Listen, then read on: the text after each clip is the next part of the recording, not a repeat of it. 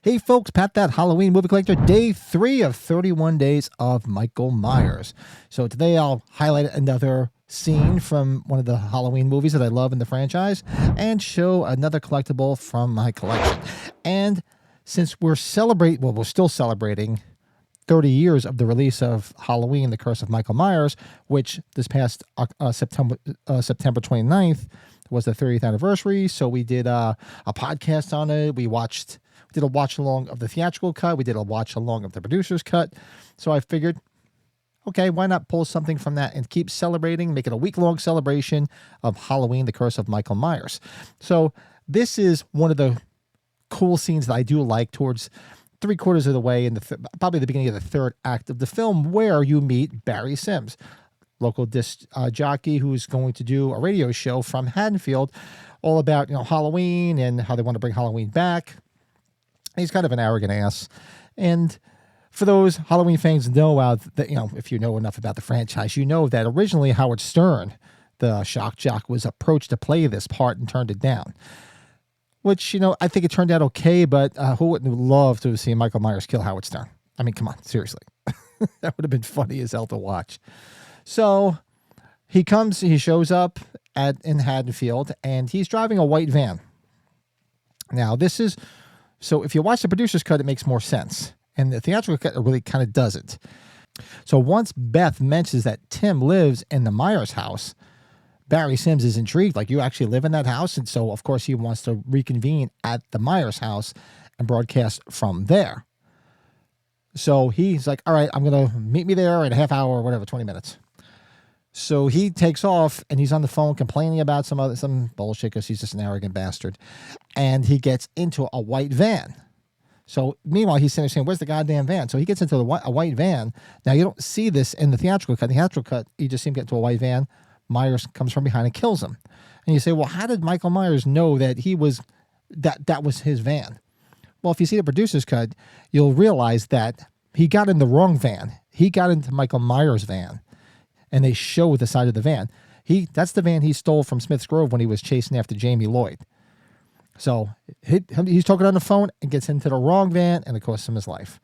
And then, of course, a couple minutes later, you see Tommy Doyle walking through, and there's a little girl. It's raining red because he threw him up in the tree, just like Myers always likes to display his kills.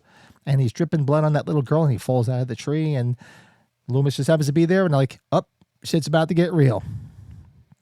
So that is my scene for today, as we're still celebrating 30 years of The Curse of Michael Myers, this past Monday. So I thought, let me tie this into something that's pretty cool. So if you didn't watch the podcast on Sunday, I brought this out as one of my collectibles when I was talking about Halloween, The Curse of Michael Myers. So Nicholas Grabowski, the author who wrote the novelization for Halloween 4, was approached by Dan Farrens, who wrote Halloween 6, to create a novelization of Halloween, The Curse of Michael Myers. So he sent him several different scripts with different, a couple different changes here and there. And it never came to fruition. Simply, I believe, just my theory, it never came to fruition because apparently somehow, some way, Nicholas Grabowski retained the rights to the Halloween 4 novelization. And I'm sure that pissed Trancas off and the Akaz. So they were like, so that's a persona non grata right there. So they're not going to have him back to do anything. So he had all these scripts. So a couple of years ago, he decided to sell them off on eBay. So a few people got a few of them. I know where a few went. And I got one right here. So here's one of the ones that Nicholas had, and he was going to be working with to try to create a novelization. And you know what? Truth be told, I'm a lazy bastard. I still haven't read this one to see what the differences are. I really should, but it's obviously an earlier draft because it has the thorn symbol and the A, so it's one of the earlier drafts of the script, and it says 666 with the logo in the 6.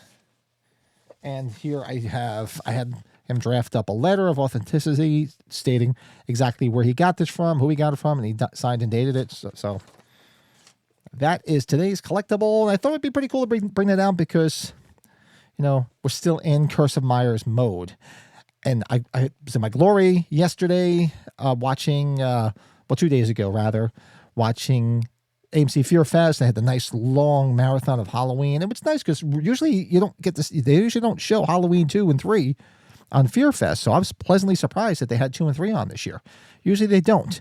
I guess maybe they worked out a deal with Universal, but it's awesome. I was loving it. I'm like, wow. Of course, got no sleep and I had to go to work, but I was just loving staying up like a little kid watching Halloween 1, 2, and 3. So there you go. That is 31 Days of Michael Myers for today. I will be back again tomorrow with another episode where I will pick something from something in the franchise I want to highlight, and I will grab something from my collection to show you guys. Do me a favor, hit the like button, because this is a spooky season. People tend to be looking for this stuff, and we'll bring some more people in here that are fans of Halloween, and it does help the channel. And if you haven't already, be sure to hit that subscribe button too, because there'll be a lot more. We got a whole month longer of this to go. There's a few more things I'm going to be doing. We have a bunch of watch-alongs planned, so there's going to be a lot of cool horror-themed stuff and spooky stuff going on this month, because this is my month. This is my favorite month of the year. So stay tuned. A lot of cool stuff coming up, and talk to you tomorrow.